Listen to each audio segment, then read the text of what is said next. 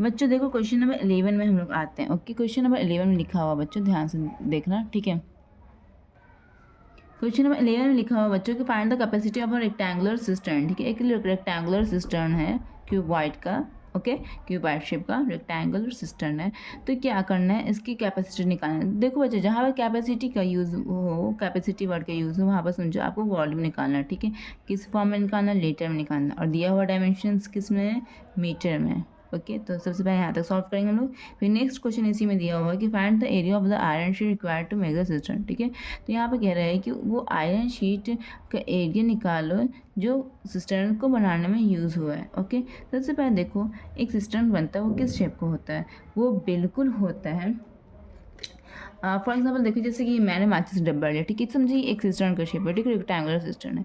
तो कहाँ कहाँ इसमें जो शीट का यूज़ हुआ, कहाँ कहाँ पे यूज़ हुआ है, शीट इस फेज में यूज़ हुआ है, नीचे में यूज़ हुआ है, इधर भी यूज़ हुआ है शीट का फेस है, फिर शीट का यूज़ इधर भी यूज़ हुआ है, इधर भी यूज़ हुआ है, इधर भी यूज़ हुआ है, ठीक है।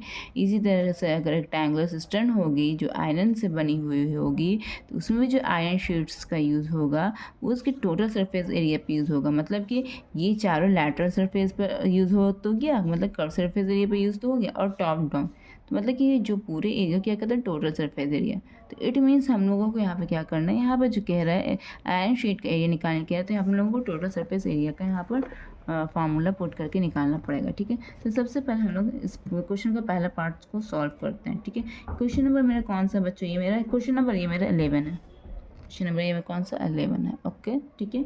तो बच्चों चलो यहाँ पर हम लोग सॉल्व करते हैं। तो यहाँ पे कैपेसिटी ऑफ सिस्टर्न मांग रहा है। ओके, तो सबसे पहले यहाँ पे वॉल्यूम कैसे निकालेंगे, ठीक है। तो वॉल्यूम ऑफ सिस्टर्न क्या होगा, वॉल्यूम ऑफ सिस्टम क्या होता है, L into B into H, यही होगा ना, L into B into H यही होता है, ठीक है। लेंथ कितना दिया, 1.2 मीटर है, 6 मीटर ब्रेथ है, हाइट कितनी दी है 5.8 मीटर। ओके, ठीक है। तो बच्चों ये वॉल्यूम ऑफ सिस्टम, ओके, सभी मीटर क्यूब में, तो ये क्या है सभी मीटर क्यूब में है। ओके, तो चलो इसको सॉल्व करते हैं, ठीक है। तो इसके बाद 6 और 6 टू 12 के 1, 6 1 6 6 7 6 1 6, ओके, एक पॉइंट यहाँ पर तो एक पॉइंट यहाँ पर इंटू 5.8, ठीक है। ये दोनों के पास मैंने मल्टीप्लाई कर दिया, अब ये दोनों को मल्टीप्लाई करेंगे। ओके, 7.2 को हम 5.8 से मल्टीप्लाई करेंगे, 8 टू 16 के 1, 8 7 56, एक 57 का 7, बाकी बचे 5, 8 6 48, ठीक है। 49 50 51 52 53, 5 to the 10 का 1, 5 से 35, 36 का 3, 5 से 30 33। ओके, कितना हुआ बच्चों, 6 7 6 7 8 9 5 6 7 8 3 3 8 9 7 6, कितना है बच्चों 3 8 9 7 6। तो यहाँ पर लिखता है 3 8 9 7 6। तो कितने डिजिट के पहले डेसिमल है, एक डिजिट के पहले यहाँ पर डेसिमल है, एक हो गया, इधर एक डिजिट के पहले डेसिमल है, तो कितना हुआ, 1 प्लस 1 कितना हो गया 2। तो यहाँ पर हम कहाँ पर देना डेसिमल, यहाँ पर देना 1 2, 2 डिजिट के बाद डेसिमल देना, ठीक है। ये मीटर क्यूब में आया आंसर, ठीक है, मीटर क्यूब में आया, ठीक है। अब यहाँ पर हमको क्या आंसर निकालना है, हमको आंसर निकालना है इन लीटर, आंसर कितना निकालना इन लीटर्स में, ठीक है। तो देखो बच्चे बताता हूँ 1 मीटर क्यूब किसके बराबर होता है, 1 मीटर क्यूब है 1000 लीटर के बराबर होता है। तो इसी तरह से 389.76 मीटर क्यूब किसके बराबर हो जाएगा बच्चों, 1000 से मल्टीप्लाई कर देंगे, 389.76 इंटू 1000। ओके, अब ये लीटर में चेंज हो चुका है, ठीक है। तो मल्टीप्लाई करेंगे कैसे, 38976 को अगर 1 से मल्टीप्लाई करेंगे तो क्या होगा, एज इट इज़ वही नंबर आ जाएगा, है ना। और कितना जीरो इसमें 1 2 3 3 जीरो, तो 3 जीरो का एडिशनल यहाँ पर अटैच कर दो। ओके, अब देखो कितने डिजिट के पहले डेसिमल है, 1 2, 2 डिजिट के पहले डेसिमल है, तो किनारे से गिनना स्टार्ट करो, राइट हैंड साइड से 1 2, तो यहाँ पर डेसिमल लगेगा। अब डेसिमल की बात का कोई भी जीरो का वैल्यू नहीं होता, तो यहाँ पर फाइनली आंसर में क्या आ जाएगा 389.760 लीटर, ये मेरा आंसर आ जाएगा बच्चों, ठीक है। लीटर में आंसर आ गया।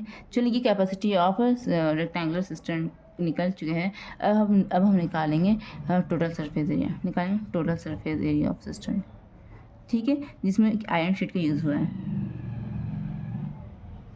2 into L B plus B H plus L H, ये होता है ना फार्मूला। ओके बच्चों, किसका फार्मूला याद है, चलो हम बताओ कमेंट सेक्शन में।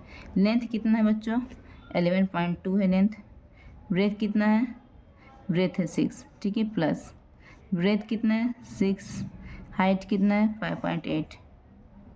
ओके बच्चों, प्लस लेंथ कितना है 11.2 इंटू एच कितना है 5.8।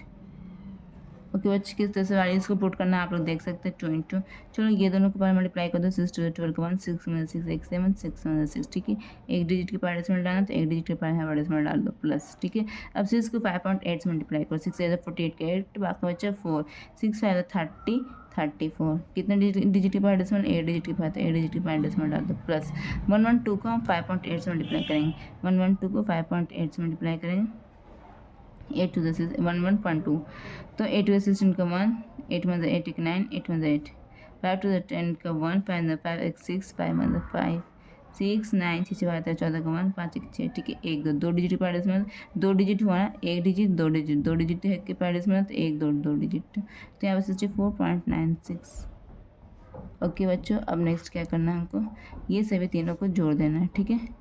तो कैसे जोड़ेंगे, सबसे पहले देखो ये 67.2 है, तो ये हम रफ कर रहे बच्चों, ठीक है, ध्यान देना 67.2, ये जो मैंने यहाँ पर रफ किया, ये रफ किया, ठीक है, ये भी हम रफ कर रहे हैं, 67.2 है, ठीक है, लिख दिया।